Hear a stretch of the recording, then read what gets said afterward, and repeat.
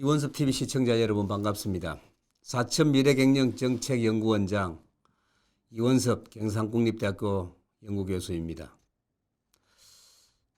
아들, 딸들도 용돈을 주지 않는데 정부가 25만 원의 돈을 준다고 합니다. 참 좋은 일입니다. 그런데 이게 나라를 망하는 길이라는 생각을 하는 사람들도 많습니다. 저도 이 문제에 대해서 심각하게 고민을 하고 있는 사항들입니다. 오늘은 맹문도 효과도 없다는 그 비판에 직면하고 있는 재난지원금에 대해서 여러분들과 함께 논의를 해보는 시간을 갖도록 하겠습니다. 지금까지 정부 차원에서 재난지원금을 지급을 했습니다. 이제는 대통령 선거가 가까워지니까 대통령 후보들마다 또 뿐만 아니라 온 나라가 재난지원금 이야기입니다.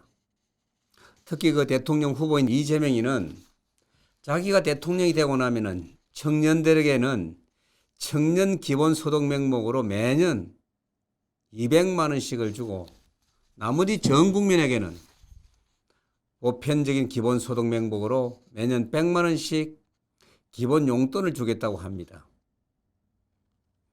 이 예산을 추정해 보면은 1년에 약 한 60조 원 정도에 달하는 돈입니다. 우리나라 정부 전체 예산의 약 10% 정도에 달하는 정말 엄청난 돈입니다. 국민의힘 국회의원인 경제 전문가인 윤희숙 의원은 이재명 지사가 말한 기본소득안에 대해서 그 필요한 1년 예산이 약 60조 원인데 지금 정부 예산에 편성된 빈곤층을 위한 기초보장 생계비 모두 다 합해봐야 불과 4조 원 정도입니다.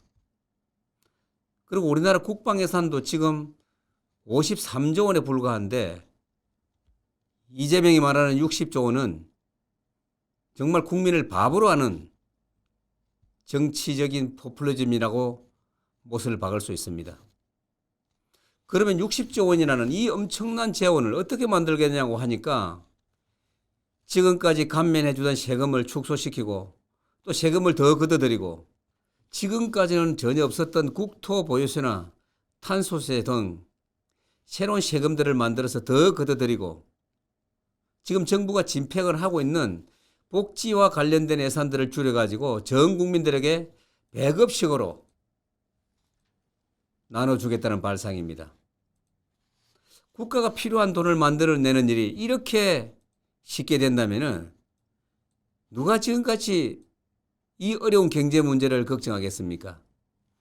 나라 살림이라는 것은 기본적으로 꼭 지출해야만 할 예산들이 대부분 정해져 있습니다.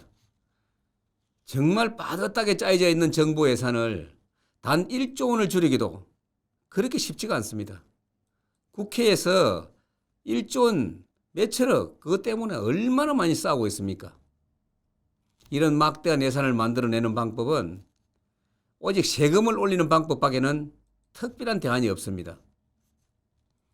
지금 이 코로나 상황에서 세금을 감면하거나 또 축소를 해서 중소상공인들이나 또 대기업들을 살려야 할 판인데 이재명이는 세금을 더 걷겠다는 것은 정말 말도 안 되는 정책이기 때문입니다. 기존에 지출하는 예산을 조정하겠다는 말도 하고 있는데 이것이야말로 아랫돌을 빼가지고 윗돌로 막는 국민의 눈을 속이는 것에 불과한 정책입니다.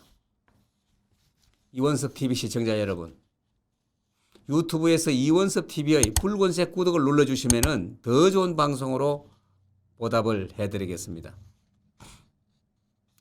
이재명식으로 국민들에게 돈을 퍼주는 정책은 우리나라가 미국 정도라면 가능한 일입니다. 미국처럼 달러를 무제한으로 찍어낼 능력이 된다면 그건 가능한 일이지요. 이 정책에 대해서 같은 당 더불어민주당 대선 주자인 박용진 의원도 이재명 지사의 재원 마련 방안에 대해서 이것은 마치 무협지 수준의 이야기라고 평가를 하고 있습니다. 지금 전문가들은 재난지원금에 대해서 도대체 무슨 근거로 국민의 88%는 재난지원금을 받고 또 12%는 못 받는지에 대해서 그 명확한 기준이 무엇인지에 대해서 도대체 이해가 안 된다고 하고 있습니다. 오히려 돈을 받지 못하는 12%를 분배를 해내는데 돈을 주는 것보다도 더 많이 들 수 있다는 것입니다. 문재인 대통령은 지난 2월에는 얼마 지나지 않아서 코로나가 종식이 되고 나면은 그런 상황이 오면은 온 국민이 으쌰으쌰 힘을 내자는 차원에서 국민 1호 지원금 지급을 검토하겠다고 말한 지가 채 5개월도 지나지 않았습니다. 그러나 코로나는 급증을 하고 있어서 또 재난지원금을 지급한다고 하고 있으니 이 정권이 하는 정책들에 대해서는 도저히 믿을 수가 없다는 일입니다. 무엇보다도 이 재난지원금이 가난한 사람들을 더 가난하게 만들고 있다는 게 문제입니다. 이번에 지급하는 재난지원금의 지급 기준을 보면은 연소득이 1억 원이 넘고 또 공시지가 가격이 10억 원이 넘는 집에 살아도 재난지원금을 받는 데는 아무런 문제가 없습니다.